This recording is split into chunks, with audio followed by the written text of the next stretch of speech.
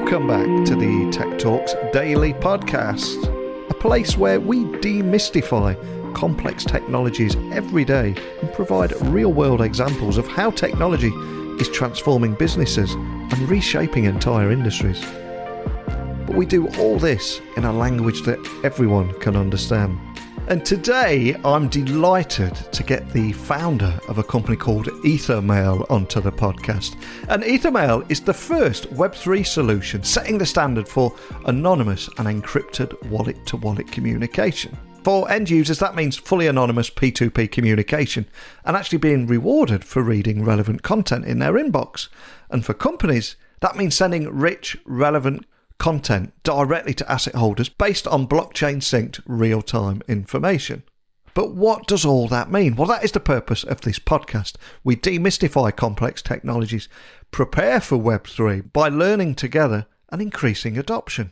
And hopefully at the very end, we might have a few teasers for members of the community too. And today's guest, Gerald, has been an entrepreneur since 1999. At the age of 25, he founded Portum AG, the first European provider of B2B reverse online auctions and sourcing events with a trading volume of more than 10 billion euros, which was later sold to IBX Capgemini, I think back in 2006. There's so much more to his story. I don't want to reveal any spoilers. So buckle up and hold on tight as I beam your ears all the way to Barcelona, where we're going to speak with Gerald Heydenreich, CFO and founder of EtherMail. So a massive warm welcome to the show, Jerry. A big thank you for taking the time to talk to me today in Barcelona. And I'd love to start by asking you about your origin story. Can you tell me more about your career so far and what put you on this path? Yes, of course. So I've been 22 years actually an entrepreneur, started in the 90s as a tech entrepreneur building a B2B SaaS business until 2006, about 100 employees, sold it then to Capgemini. I learned a lot about how you sell to large corporations SaaS at the time. And also it was the heydays of the internet, right? 98, 99. You're really just starting out on this, everybody. And then between 2006 and 2011, I built a B2C fashion and accessory marketplace selling branded products in time-limited campaigns. And actually in 2011, we're about 100 million in revenues, about 350 employees. And we actually sending every day 10 million emails to our community. So I learned a lot about email marketing, actually. And then in 2011, we eventually ended up selling this to Amazon. And then I actually moved on, took some time off, but then couldn't stop starting on businesses, basically. So 2012 started actually a D2C jewelry, accessory, and beauty brand until 2019, focused on social selling. So influencer marketing, network marketing, had about 3,500 salespeople at the peak of the time. And then 2019 sold this one also to an Austrian jewelry company and learned a lot about how you build networks and communities, basically. And then in 2019, I would say 2018 already, we started to invest into Web3 blockchain. 2020, we became serious and said, listen, let's just focus on this. And we is Shant, my co-founder, and me, we've been together for 5 or 6 years now. Basically, he's more on the tech side, me more on the business side. We said that let's create and just focus on Web3 investments and support some NFT and token launches and projects, created the Barcelona Blockchain Network as an incubator and venture studio for Web3 projects, helping actually companies and entrepreneurs to start their Web3 projects. And then actually the second project Shant came up with was EtherMail, and it kind of had hit a nerve apparently. So we started to develop it and then alive with it now 10 weeks, 780,000 users already, growing by 4,000 to 5,000 per day. So I'm super excited at the moment and look forward to the next couple of months and weeks and what's going to happen with this. Love that. And of course, that path led you to EtherMail. And I've got to say, there'll be a lot of people listening around the world that are hearing about you guys for the first time. So before we geek out properly, I'd love to just set the scene. Can you tell me more about what it is and how you're reimagining email for Web3? Yeah, absolutely. So I have to start basically with the problem of how we got to it. So we were supporting some NFT and token launches, and typically in an NFT launch, there's a pre-phase, a launch phase, and a post phase. And in this phase, you always have to communicate with your audience. So prior to the launch, you basically have to communicate with people who potentially buy the NFT or the token, for example. And then during, of course, you have to sell it to them, and then afterwards you have to continue communicating. And today, most of these projects were using Discord or Telegram. Discord actually mainly because it came off the gaming world, and Telegram as an alternative to WhatsApp, of course, as a communication chat message. But what we saw was eventually always the same thing is, number one, people started to mute channels because there was just so much stuff going on. And eventually, let's say you have 6,000 NFTs sold, of the 6,000 people, you would only reach maximum 10 to 20%, if at all.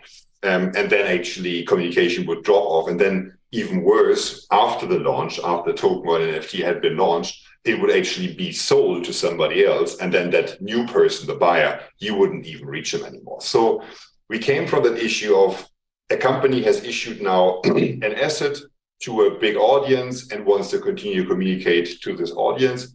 Very similar to, for example, is if today I have a shareholder base and would like to communicate with my shareholders. In this case, it's basically token NFT holders. Yeah, sorry. I was going to say, I'm curious, what was the story behind it? Because there's always a story behind every company. And did you collectively set out to solve this problem, or was there something else that happened? No, in this case, it was really something where we had the problem, and then one day, literally, Shant came up and said, "Listen, what if we do this?" And this was, what if we basically create a wallet, so the wallet address at EtherMail.io. And as the wallets normally hold the NFT or the token and basically synchronizing it with blockchain data, it would actually mean we can reach people in their normal email inbox, because we would just create basically a Gmail for Web3. And at the beginning, I was super skeptical, I have to say, because I said, okay, sure, great idea. But I mean, Gmail is out there. And how do you do this? And how do people know about EtherMail? Because if you don't know about it, it's a great idea. But then if you don't know that this exists, it's not going to happen, basically. And I think there's this old saying, right? It has been 10 years in the making. It's an overnight success, 10 years in the making. There actually 2 or 3 things happened. Number one, I had this experience with this sending loads of emails, so 10 million emails per day. So I knew how powerful actually email can be.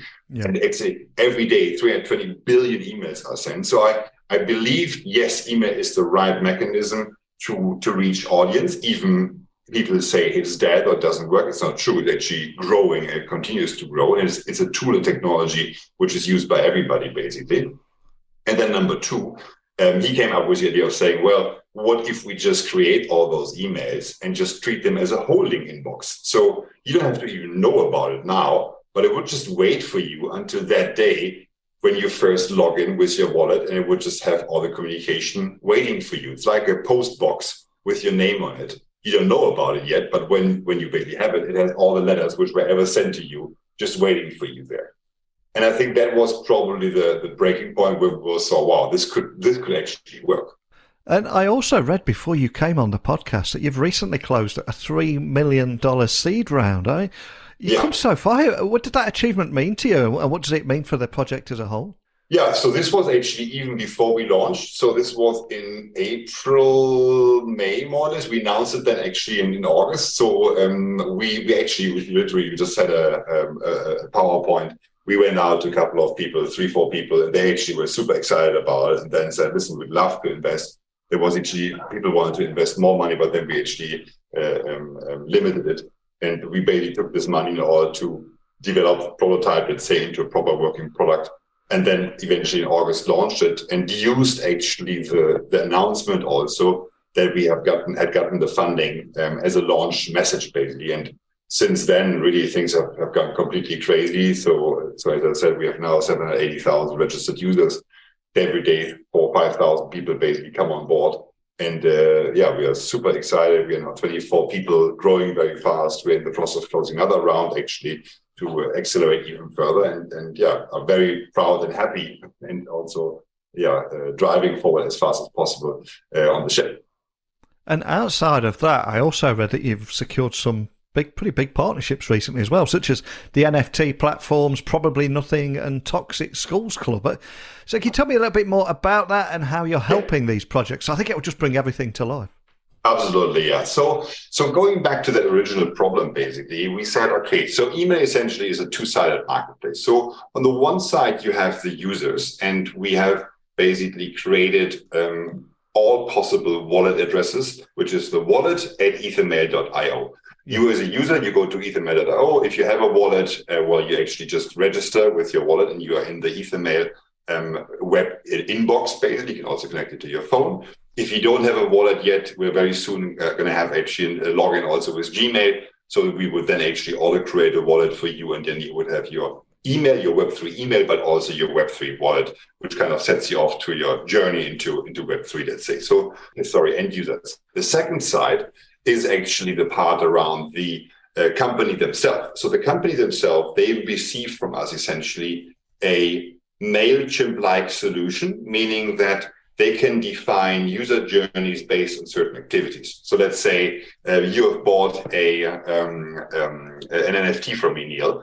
In that instance, for example, you would get your first email and saying, "Hey Neil, great, welcome to our NFT community. Let us tell you a little bit more about the project." So day one. Day three, "Hey, great that you've recently bought our NFT. Here's our newest information about what you can do with the NFT." So it would basically allow you to create a user flow based on activities or time with personalized messages to each holder of the NFT.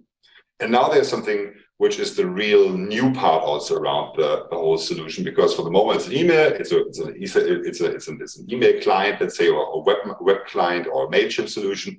And what we are doing now is we are actually synchronizing the data of the smart contract, which I as an NFT company have, with blockchain data. What does it mean? It means that you, Neil, are now in my category of people who hold an NFT from me.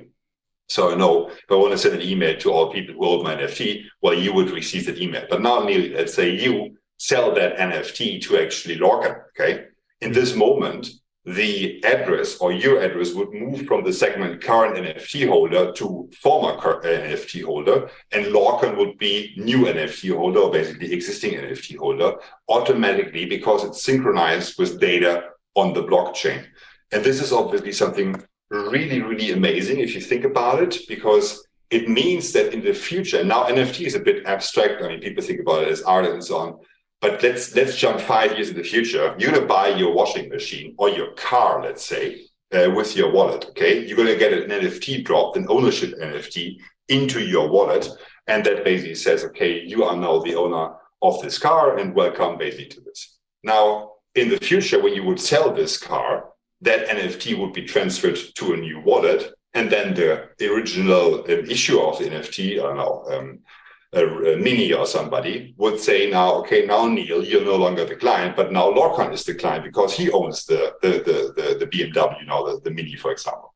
So if you think about it, it makes communication with people who have bought a product from you, any kind of product, in the future completely. It's changing it completely, because it synchronizes with activity of what is happening with your wallet, essentially. And something else that stood out for me was the paywall mechanism. So can you tell me more about that and how this facilitates fair compensation for, let's say, invasion of the personal inbox? Yeah, very good one. Yeah. So this is actually the third element. I didn't speak about it yet. And that is, we were thinking, I mean, I'm getting, 120, 140 emails per day. Some are work-related, and it's the same for you, right? Others are advertisements, others are newsletters, and so on. But eventually, it always costs me time to read it or delete it or do something with it. So we thought, why don't we try to reward people for reading actually emails and actually to get something back for their attention, let's say. And also by doing this, somehow, let's say, prioritize of what is worth most with regards to what's happening in my inbox, instead of everything is worth a thing. So we came up with the concept of the paywall, where the user has certain mechanisms where he defines what level of privacy he wants to have, and then can also define, listen, I'm always companies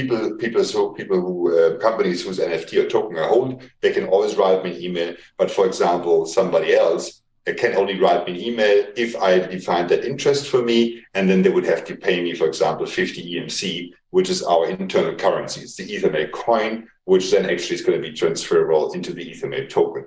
So we're trying to reverse, very similar to what the Brave Attention token does, the model of who is getting paid for receiving advertisements. So today, actually, companies pay Facebook money to put advertisement in front of my face. What in our case is, in the future, will be companies pay end consumers to pay to put advertisement in front of their face, and we as a platform, we actually get a small share of that what the company essentially pays. So we're really reversing how advertisement models work.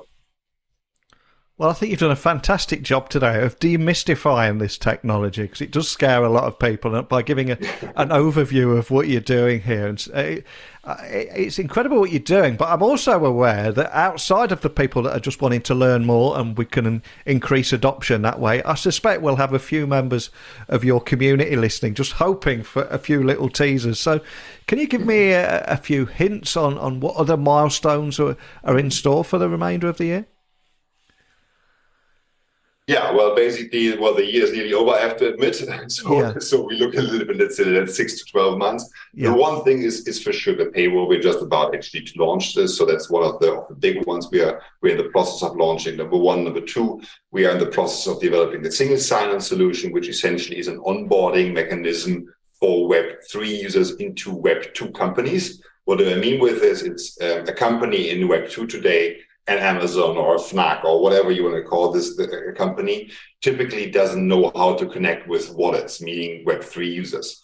But they would be very much interested in it. So we essentially say, listen, we allow a registration or single sign-on with EtherMail, so you actually can onboard Web3 users in the Web2 world, because Web2 companies or onboarding systems only know email. Yeah, you always have to put an email, and that's something what we're also having in store.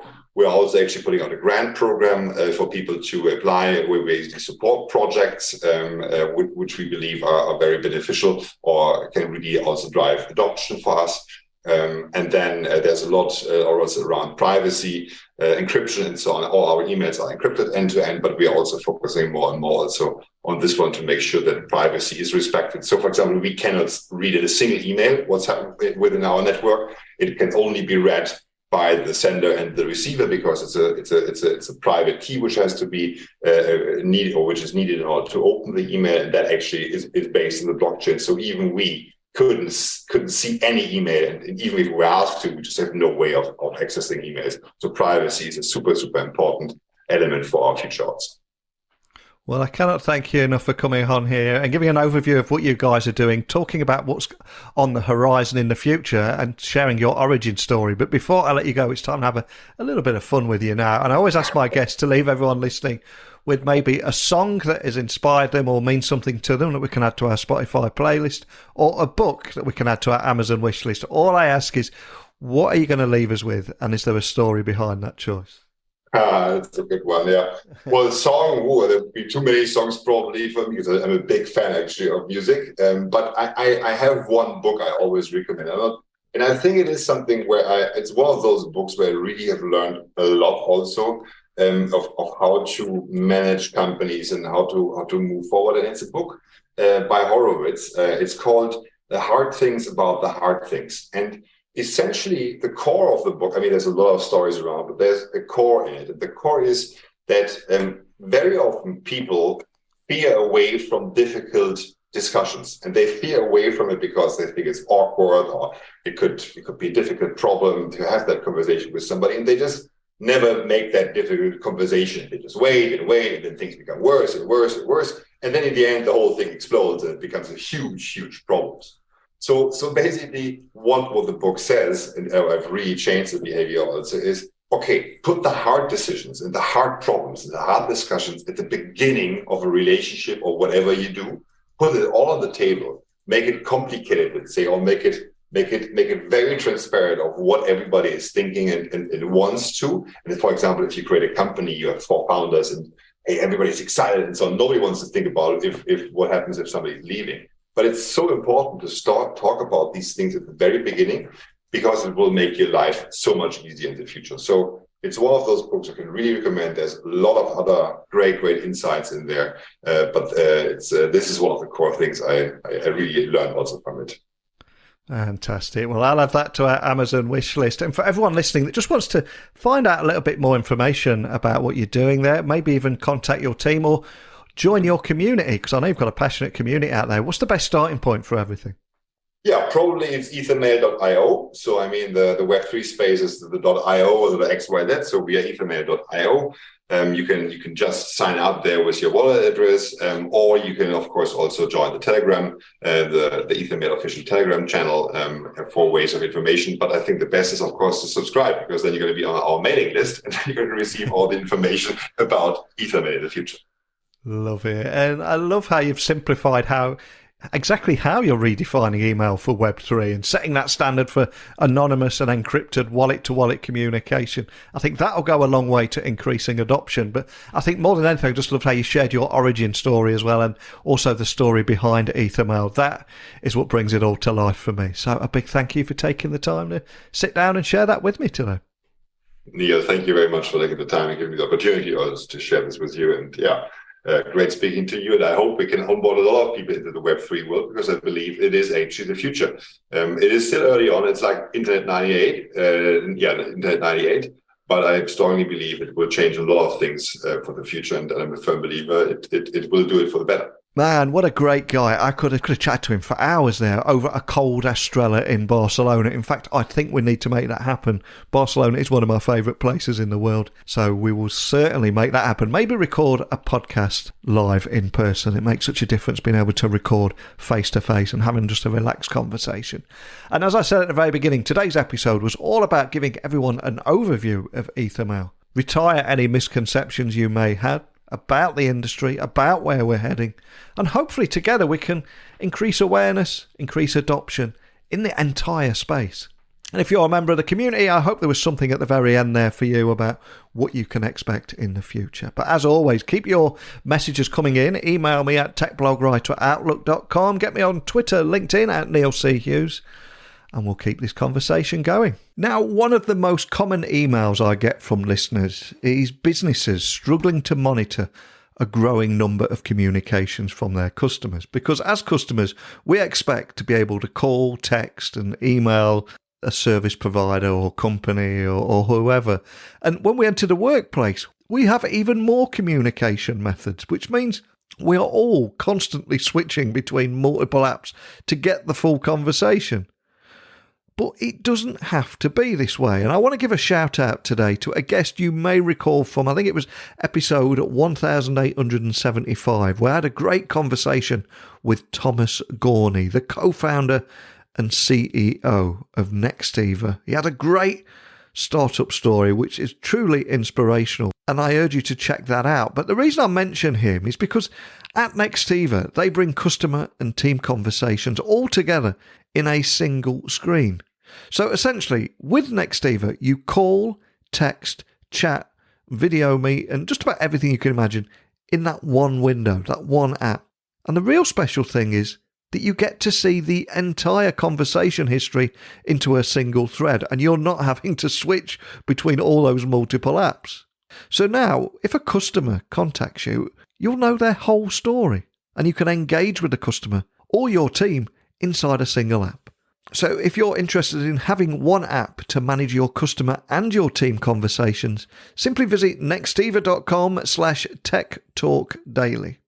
So that's it for today, though. I'll return again tomorrow. We'll explore a different technology, a different industry, and hopefully we can continue this little learning journey we find ourselves on together. So thank you for listening as always, and until next time, don't be a stranger.